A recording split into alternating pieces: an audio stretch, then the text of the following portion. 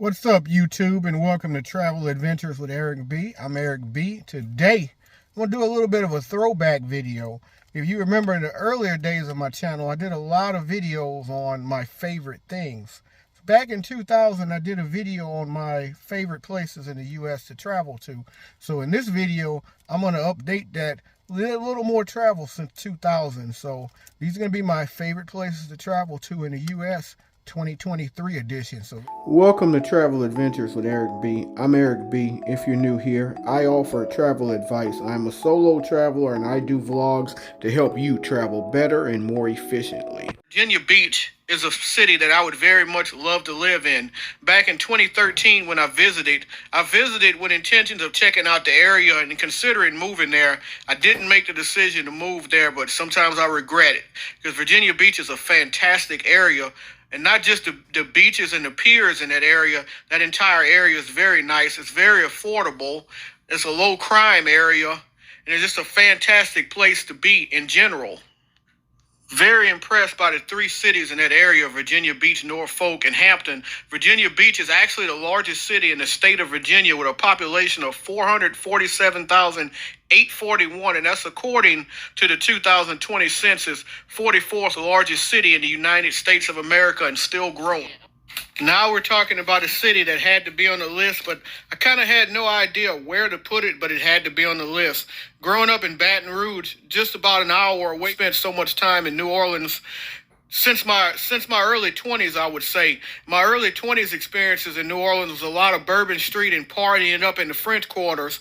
As I've gotten older, I've learned to appreciate the culture and the architecture around New Orleans a whole lot more. There's so much to do in this city besides just Bourbon Street. You can enjoy places like the World War II Museum. You can go to the arena and see the Pelicans. Of course, go down to the Superdome and catch the Saints, a.k.a. the Who Dat Nation, play professional football.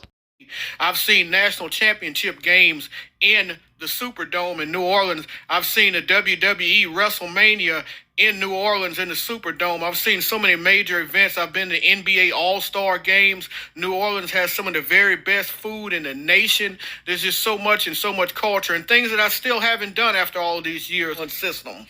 Number 6, Los Angeles, California. This next city is actually down 2 spots from my previous ranking, but maybe if I can get back there in September like I want to, maybe it can redeem itself and move back up the list. Los Angeles, California. When you talk about the Santa Monica Pier and Venice Beach, you talk about amazing. These are the type of places that truly make you feel alive just being at, and you can truly enjoy life just being there. Talk about the Hollywood sign and talk about going and seeing the stars on a Walk of Fame. There's nothing like it. Or just hanging out downtown Los Angeles. You got the Staples Center there. You go see the Lakers or the Clippers and just talk about how amazing it is around just being in LA. Drive a little further out, go to Disney. I tell you, I was really impressed by the Broad. The Broad is a modern art museum, which is absolutely free to get in. You just got to book your tickets online. The pieces in the Broad, as you can see on the screen, are extremely impressive. They have pretty good lines, so make sure you book them for free.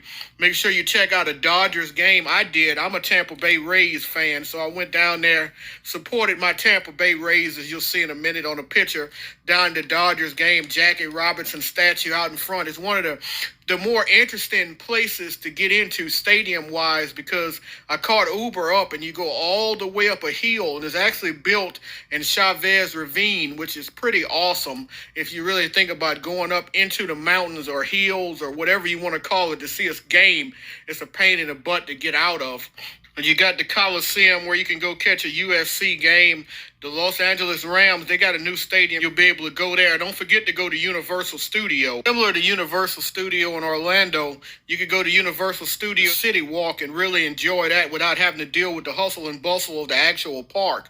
You'll still have an amazing time. You have to go check out Grand Central Market. You want to talk about a place for foodies, service, atmosphere, great vibe, all different types of foods. A lot of Mexican food, a lot of Asian food, great breakfast food. Place called the Egg Slut, phenomenal breakfast food. They also have a donut shop called Donut Man, phenomenal donuts. The prices aren't bad. It's clean, wonderful atmosphere. Beer, barbecue, some of everything. Fresh vegetables, fresh fruit. It is fantastic. Best market. And last but not least, if you want a great view of the city, go check out Griffin Observatory Park and get a great visit. And of course, you got to go see Melrose Place in Beverly Hills, but there's just too much to do. And speaking of cities where there's a whole lot to do, Chicago has so much to do. I went to the top of the Willis Tower on a very cloudy day, as you can see in the picture. There wasn't a lot to see when I went up, but me being the huge sports nut that I am, I did get a chance to see the Michael Jordan statue, which is huge for me to go see the Jordan statue. I got to go see a Cubs game, which was awesome in the rain that day. They even had a delay, but it was beautiful. Also got to go see the White Sox Stadium. I also got to see the Chicago Bears Soldier Field. So I had a great time sports-wise. Even drove down to South Bend, Indiana to see Notre Dame. On my last visit to Chicago, I got to have a good time. I got to hang out in Millennium Park, which is phenomenal. Got to go see the Beam, which is amazing. Everyone should go see the Beam. The amazing Buckingham Fountain, which is out in Millennium Park. You know, the Buckingham Fountain is the famous fountain at the beginning of Married with Children with Al Bundy, of course. And just had an amazing time. The Shed Aquarium out there, which I didn't get a chance to see. The Field Museum. We'll save some of those things for future trips. Also out there in Chicago, you got the beaches and everything, which I didn't get a chance to see. There's so much to see out in Chicago. There's also the Lincoln Park Zoo, which is absolutely free.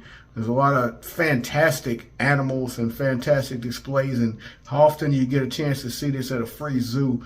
Definitely something you should take advantage of when you come to Chicago.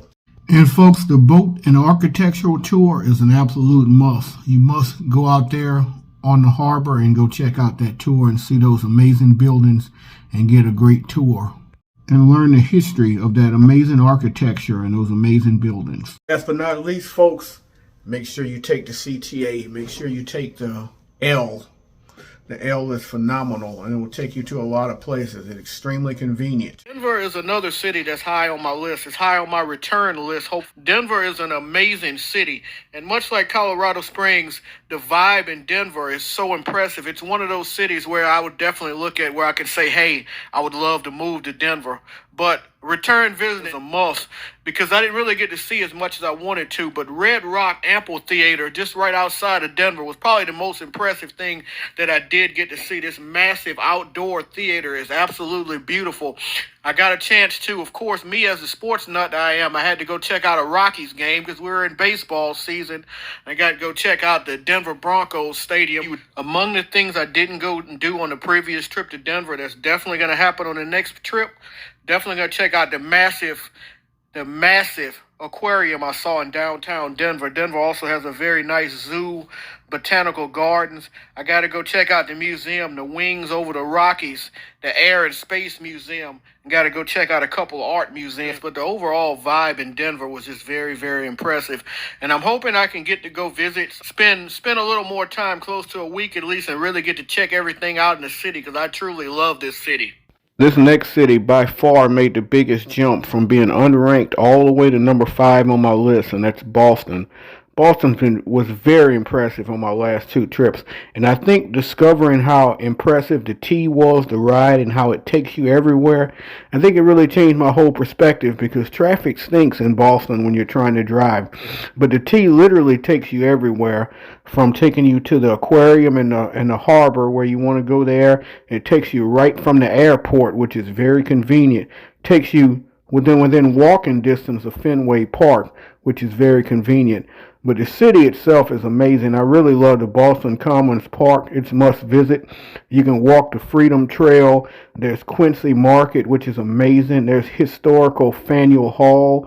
And then you got to go to Fenway Park and go see a Red Sox game, or in my case, a Rays game, and root my team on against the dreaded Red Sox. I'm not a fan of Boston sports, but I'm definitely a fan of the city, and I gained great appreciation for the city in my last two visits for sure. I'd say only rent a car when you're going to go leave out of the area, and there's a lot of great places to see out of the area when you're talking about New Hampshire and Vermont and all those beautiful areas. But if you're going to hang around the city, just enjoy the tea and enjoy the all the architecture, and Boston's pretty much first in everything, so I really enjoy all of the old architecture and everything in the city. Folks, this city right here is all about the glitz and glam. This is definitely not the city I could really see myself living in. Maybe close by, but definitely not living in. But Las Vegas is that city. When you get to Las Vegas and you get off the plane and you see the slot machines in the airport and you know you're in Vegas, there's just such an air of an excitement. And you could catch that short Uber ride from the airport right there to Las Vegas Boulevard, like the bright lights, the buildings, the glow. I mean, there's nothing like Las Vegas. But I know one thing. When you're in Las Vegas Boulevard, it feels like you're in a different place when you're in these casinos. And I'm not a big gambler. And if you come to Vegas, you got to go to the Fremont Experience in downtown Vegas. Most locals tell you if you don't go to the Fremont Experience, you ain't been to Vegas, because the Fremont Experience is the original Las Vegas. So make sure you go to the Fremont Experience if you want to truly experience Las Vegas. I've experienced both, and they're both quite the experience. So remember, Vegas Boulevard, Fremont Experience. Ladies and gentlemen, welcome to the concrete jungle where dreams are made of. Earlier, I told you how much there was to do in Los Angeles. Just think that times two, because there's just too much to do, if you will, in New York City. There's never a boring minute in New York City. I mean, the angles, the views of the beautiful city, the museums, there's just so much to do. The sports. I mean, it's so much more to do than just going to see Times Square and going to see the Statue of Liberty. That's 2002, me on the old picture right there. But Times Square never gets old. Not only does Times Square never get old, walking across the Brooklyn Bridge never gets old. Seeing Madison Square Garden never gets old. New York City, it's so iconic itself, it never gets old. One thing you have to see when you're in New York City is you have to go to the 9/11 Museum. Going to the 9/11 Museum, the museum is so well done. You probably will shed multiple tears, and it'll probably break your heart in so many ways, seeing what these victims went through and seeing how horrific that day was, the most horrific day in American history. But you have to go here. This museum is so well done. It's a must. Also, when you're in NYC, there's so much sports you can go catch. Go catch you a Yankees game. Go to check you out a Mets game. There's just so much in each borough to go check out in New York City. Each borough has its own distinct flavor to it. You can also go check out WNBA, go check out the Liberty, go check out the Knicks. If you want to get into Madison Square Garden, there's so much of this beautiful city to see, from Central Park to the top of the Empire State Building to the Rockefeller Center, and go to Battery Park, Coney Island, Radio City Music Hall. And don't forget, if you're in New York, to take advantage of the great subway system. The subways may not be the best condition, they may not smell great, but they take you everywhere. Folks, you could say this city was my first love when it comes to travel. This city really got me into traveling, and being that I am a big fan of the Miami Dolphins, this really started my traveling journey, getting to go see my teams, which started me into something a whole lot bigger when it comes to travel. But Miami Beach in particular, but all of Miami, so much love for this. I've traveled to Miami probably about 10 to 12 times over the years, and I've had so many special experiences in Miami, including going to Miami and watching my Dolphins win the longest game in NFL history, a game that had lightning delays against the Tennessee Titans that started at 1 o'clock Eastern and didn't end until after 8 o'clock Eastern. Also, I've had special moments in Miami playing the Orange Bowl, a building that is now torn down where the Marlins Stadium is built on top of. My most recent great experience was Super Bowl weekend, going to Miami, spending $30 a night at a house and truly living like a king for a weekend. I think my flight to Miami cost about $70, $80 round trip on Spirit Airline, brought a book sack, and had a time of my life. I truly enjoy the cultural melting pot that is Miami. Miami's full of rich as far as the different cultures and different experiences. There's so many things you can do in the city of Miami. But when you go to South Beach and you get to hang out on some of the most beautiful beaches around, and the environment's incredible. The food, the partying, the live music, everything is right at the palm of your hands when you're on Ocean Drive. There's nothing like Miami. I love the city of Miami. Like I said, it was my first love when it comes to travel, and for the longest time. And here are some honorable mentions right here. We all know Seattle, Washington for certain things such as rain, the Space Needle, Nirvana. We all know about the gum wall, which is extremely nasty and disgusting if you've been there. We all know about Pike Place Market and the guys throwing fish. So, what are some of the other things we should know about my number one city, Seattle, Washington? Well, Seattle, Washington, back in 2016, I never visited, and I wanted to visit for so long, and then I finally visited. And then on the second trip in 2018, I decided I wanted to move there. And then this thing called Corona happened. If you know me, two things I love is the beach and the mountains, and Seattle has both. Make sure when you're in Seattle Center and you're checking out the Space Needle, make sure you go to MoPop, the Museum of Pop Culture. That is a recommendation of mine. It is fantastic. I'm not sure if you're into horror movies like I am, but the horror movie exhibits are absolutely fantastic. There's also a lot of tributes to rock legends like Chris Cornell, Nirvana, and Jimi Hendrix. They have entire rooms in the Museum of Pop Culture, so you can celebrate Seattle music. 2019 for the 4th of July, I happened to see the fireworks display at Gasworks Park. Gasworks Park was an old planet one time, and Gasworks Park is an amazing place to see a view of city at Seattle, and one of the best fireworks displays I've ever seen in person. This is a place where you can hang out and just enjoy all day, taking pictures and just enjoying the city. You can also hang out at Cary Park and other places and such in Seattle, and also see beautiful views of the city. Everywhere you look, the city's so beautiful, it's worth dealing with a little bit of drizzle. Another definite visit for me is the Fremont Troll. The Fremont Troll was built in 1990 under a bridge in the Fremont area of Seattle.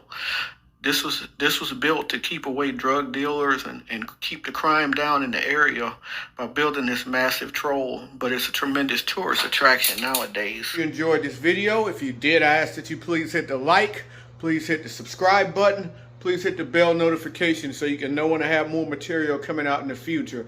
And as always, remember, live today, grow today, tomorrow's never guaranteed. Peace and travel. Lots and lots of travel. Thank you so much for watching. If you enjoyed, please hit the like, share, subscribe button.